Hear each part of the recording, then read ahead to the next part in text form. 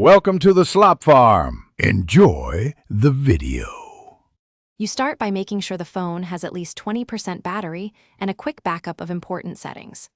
Next, clean the fingerprint pad with a microfiber cloth and 70% isopropyl. Make sure it's dry.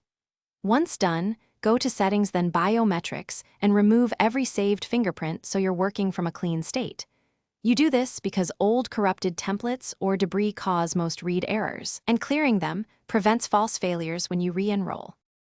You should update Realme UI first and reboot. Firmware fixes often address sensor issues. Then re-enroll fingerprints in a clean, dry environment. Vary finger angles, pressure, and placement to capture full sensor data.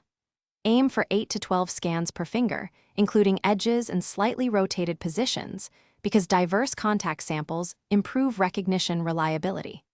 Once done, test unlock immediately and again after a reboot to confirm persistence. If re-enrolling doesn't help, run the built-in sensor diagnostic via Recovery or the Realme service menu to check hardware status.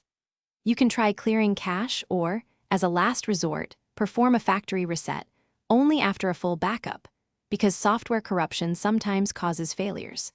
If diagnostics show hardware faults or the error persists after reset, replace the fingerprint module or visit an authorized service center. One key troubleshooting tip: test a different finger.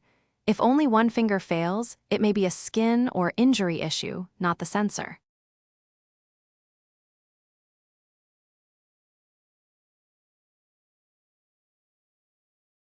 Thanks for watching.